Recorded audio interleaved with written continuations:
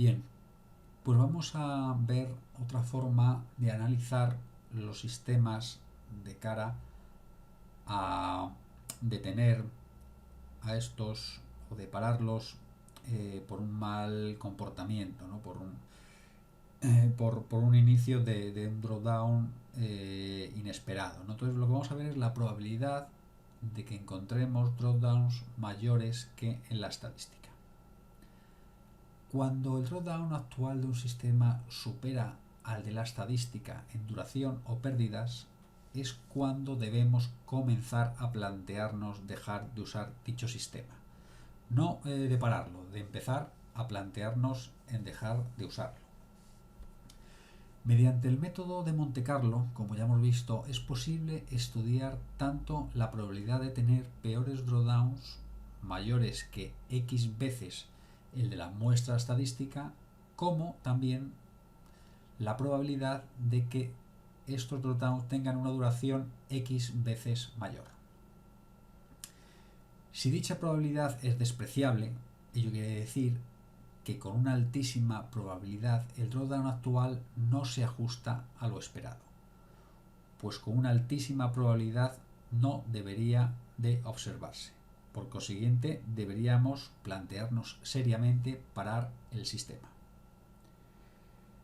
Si tal probabilidad no es despreciable, ya sea por grande o por pequeña, deberemos aguantar en principio tal drawdown hasta que observemos un nuevo drawdown con una probabilidad de ocurrencia despreciable. Solo en este último caso nos plantearíamos seriamente detener el sistema. Es posible tener una referencia matemática aproximada de la probabilidad, que llamaremos P, tanto por ciento, de encontrarnos con un determinado drawdown mayor o igual que un porcentaje, que llamaremos D, también en tanto por ciento, de todo el equity, o curva de balance o curva de rentabilidad. Para ello, imaginemos que queremos determinar la probabilidad P de que el peor drawdown pueda ser como mínimo un 10% de todo el equity, de toda nuestra curva de balance, que vamos a suponer que son 100.000 euros, en un ejemplo. Entonces, por lo tanto, estaríamos interesados en un peor drawdown mayor e igual que el 10% sobre 100.000, que sería 10.000. En tal caso, la fórmula de la probabilidad buscada será la siguiente. Bien, ahí os pongo, la forma, de calcular en función de la rentabilidad media y la desviación típica de los datos, pues dicha probabilidad. También, bajo la presunción de normalidad en la distribución de resultados, es posible calcular la probabilidad P de tener un número negativo de trades distribuidos de cualquier manera en T trades consecutivos desde el inicio del drawdown, sabiendo que la fiabilidad del sistema en conjunto, no desde el inicio del drawdown, es F en tanto por ciento, pues diremos entonces que la probabilidad viene definida por la siguiente ecuación, bien, que está en función del número de trades totales, del número de trades negativos y de la fiabilidad. Bien, ambas fórmulas de probabilidad, las anteriormente expuestas, presuponen que los resultados del sistema estudio se ajustan a una distribución normal, lo cual no es del todo cierto, porque no tenemos dicha certeza. Sin embargo, nos servirán como referencia, por lo que pueden considerarse cada una de ellas como aproximaciones matemáticas interesantes, aunque a veces es discutible su utilidad por parte de algunos traders. Existen, sin embargo, otros métodos estadísticos más adecuados para determinar si los últimos trades del sistema, aquellos que corresponden al periodo a partir del cual se inició el drawdown del cual hablamos, se ajustan o no a lo que se espera de un sistema desde el punto de vista estadístico. Entre ellos, uno de los sistemas más populares y más útiles que cabe destacar es el test T de Student-Welch. Vamos a ver un ejemplo en una hoja de cálculo de este test.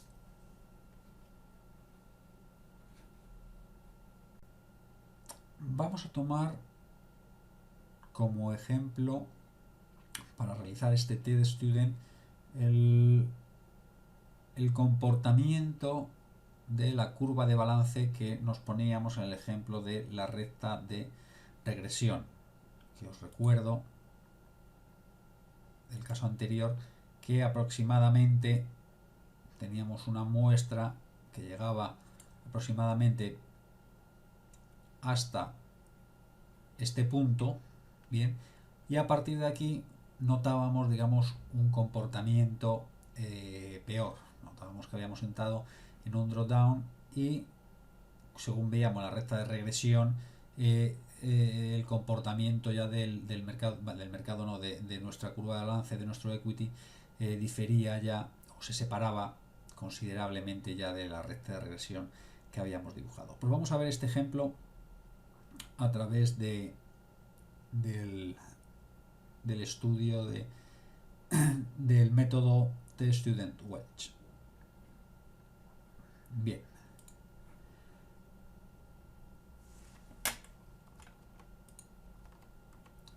Antes que nada, vamos a formular, digamos, unos supuestos, bien, para el análisis de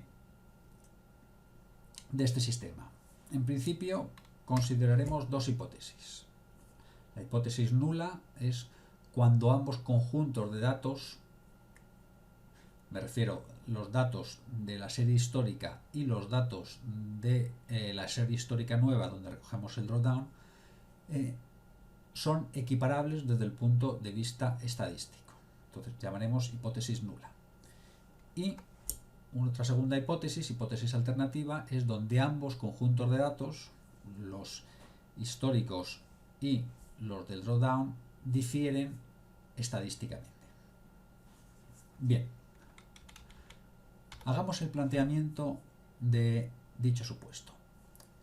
Uno de nuestros sistemas lleva ya en drawdown un tiempo y acaba de superar el peor drawdown teórico.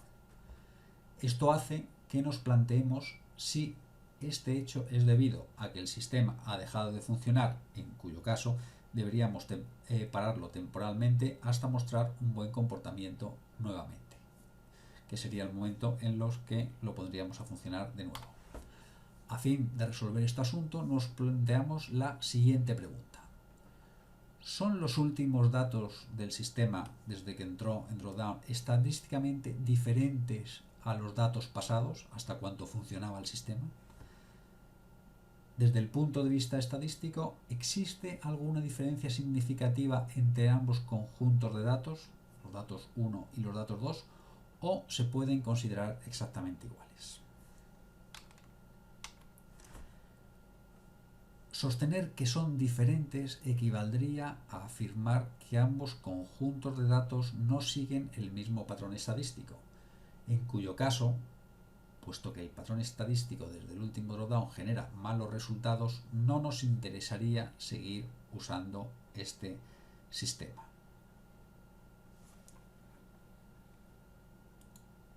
Esto correspondería a la hipótesis alternativa que antes comentábamos. Teniendo en cuenta este planteamiento y con el fin de determinar si desde el punto de vista estadístico los últimos datos desde el drawdown actual son diferentes a los anteriores, siguiendo por consiguiente un patrón estadístico diferente, procederemos del siguiente modo. Primero, separaremos los datos en dos grupos. Los datos 1 corresponden a los resultados habituales del sistema y los datos 2 corresponden al último periodo en el cual el sistema lo está haciendo mal desde que entró en su último gran drawdown, que ya ha superado el teórico. A continuación, calcularemos con el t de student Welch el nivel de confianza depositada en que ambos conjuntos de datos son diferentes estadísticamente hablando. Solo si dicho nivel de confianza es igual o superior a un 90-95%, consideraremos que ambas series de datos son significativamente diferentes desde el punto de vista estadístico y por tanto nos comenzaremos a plantear seriamente el parar el sistema. En caso contrario, aguantaremos el drawdown a la espera de que se recupere el sistema, para lo cual habrá que realizar un seguimiento continuo del sistema aplicando continuamente esta prueba hasta que nos dé un nivel de confianza superior a un 90-95%, en cuyo caso pararemos el sistema temporalmente hasta que se demuestre que nuestras estadísticas vuelven a ser las de antes, ¿bien? Hasta que el comportamiento del sistema vuelva a ser el anterior al inicio del drawdown. Una vez parado el sistema, en principio no volveremos a usarlo hasta que esta prueba determine que el sistema vuelva a comportarse como antes con un nivel de confianza inferior a un 90-95%. Veámoslo sobre la práctica. Bien, como hemos comentado, hemos cogido las series de datos de el sistema anterior, del sistema que habíamos usado como ejemplo en la recta de regresión, en los métodos gráficos aplicando la recta de regresión. Bien, entonces, si recordáis, dicho sistema usábamos dos tramos de datos. El primer tramo, que correspondería con la serie 1, que llegaba hasta el 31 del 10 de 2014, concretamente quedémonos con el dato de la celda, la 472. Y a esa serie de datos añadíamos de nuevo pues todos los datos que se generaban, que generaba nuestro sistema y que generaban ese drawdown que comentábamos anteriormente. Pues bien, si nos vamos al cuadro de análisis del TestStudent, vamos a ver cómo podemos realizar dicho estudio. En principio, solamente sería necesario que completáramos estos tres datos para cada uno de la serie de datos, ya que el resto de datos, bien, os lo he dejado yo aquí ya puesto con fórmulas, ¿de acuerdo? Con lo cual, en el caso en que el sistema estuviera, digamos, el nivel de confianza estuviera por encima del 90-95%, ¿vale? Pues en ese caso pararíamos el sistema, y en el caso que estuviera por debajo de ese 90-95%, pues en ese caso lo mantendríamos funcionando. Bien, pues vamos a rellenar, digamos, esta serie de datos, bien, que son los que necesito, bien, para analizar hacer un análisis por el método del T de Student Welch. Bueno, pues el primero de los datos que tenemos que completar es la ganancia media por operaciones. Por operación. Esto no es otra cosa que hacer un promedio de toda la serie de datos. En este caso ya la tenemos hecha. Sería un promedio desde B2 hasta B472. Que si lo marcamos nos está mostrando ahí el rango de todas las operaciones hasta el 31 del 10 de 2014, ¿no? Que se completaba la serie de datos 1.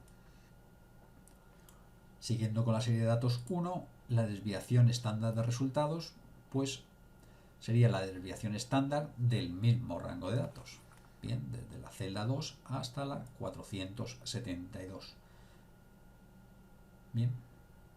Y el número de trades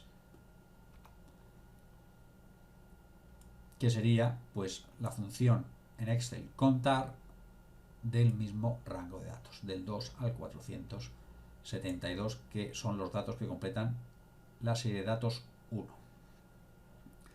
Bien, pues de forma similar haremos lo mismo para la serie de datos 2. ¿Cuál es la serie de datos 2? Pues es la serie de datos que iría, en este caso, de la celda 473 a la 590, pero esta vez de la serie de datos 2 de la columna D.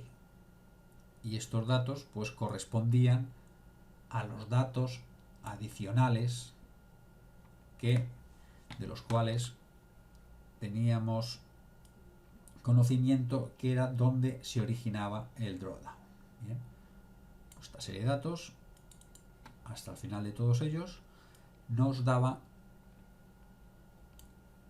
el promedio, la ganancia media por operación durante ese periodo. Hacemos exactamente lo mismo con la desviación estándar sobre la serie de datos 2 y sobre el número de trades sobre los datos, la serie de datos 2, como ya comentábamos. Y con estos datos, y viendo bueno, que a partir de estos datos pues calculamos posteriormente la varianza, que no es otra cosa que la desviación estándar, la desviación típica elevada al cuadrado, la varianza respecto al número de trades y el cuadrado de la varianza respecto al número de trades. Posteriormente calculamos los grados de libertad, que estos grados de libertad están calculados en función, ahí lo pongo en un comentario, digamos, dentro de la celda, grados de libertad obtenido a través de la aproximación de Satterthwaite. Bien, calculamos el estadístico T de student, el estadístico T, de acuerdo con el T de student Welch, y a través, digamos, de todos estos datos, pues calculamos lo que es el nivel de confianza de esta serie de datos respecto a la primera. Y como vemos, esta serie de datos es superior al 90-95% que nos marcábamos como límite, por lo cual no la consideramos similar a los datos de la muestra, a los datos de la serie 1, y desconectaríamos el sistema, habiendo, digamos, encontrado un drawdown superior a los de la muestra estadística. ¿Cuál es el dato, digamos, que más llama la atención o que más significativo, digamos, de toda esta muestra, donde casi intuitivamente podríamos ya deducir que la serie de datos no se ajusta? Pues no es otro que la ganancia media por operación. Si vemos que la desviación estándar, pues bueno, sí que existe una pequeña diferencia. Vemos que el número de trades también hay una diferencia, y que en cualquiera de los dos casos tenemos suficiente relevancia estadística. Bien, 471 trades por un lado y 118 por otro, pero la ganancia media por operación es radicalmente distinta, ya que son 60,7 positivos frente a menos 82,10 negativos. Fijaos que si yo, en lugar de este menos 82, pues pusiera un número positivo, aunque fuera un 10, vemos que el nivel de confianza ya está por debajo del 90-95%, con lo cual sí que diríamos que habría una equivalencia estadística, ¿no? Y incluso pues llegando hasta 90, o sea, por encima, incluso hasta 120, prácticamente el doble. Pero al salir, digamos, un dato negativo, realmente pues el nivel de confianza, digamos, variaría. Si este dato negativo hubiera sido más pequeño, por ejemplo, menos 10, pues estaríamos dentro de este rango de 90-95, pero bueno, ya hemos visto que al finalizar la muestra, pues el dato era bastante malo. Bueno, y esto sería, digamos, otra herramienta que tenéis a vuestra mano para detectar, digamos, el mal comportamiento de nuestro sistema de cara a detener el sistema y mantenerlo, digamos, en una cuenta demo hasta que dicho sistema recupere la normalidad estadística en función de los backtests y de la historia del sistema hasta, digamos, el punto este de inicio de un drawdown.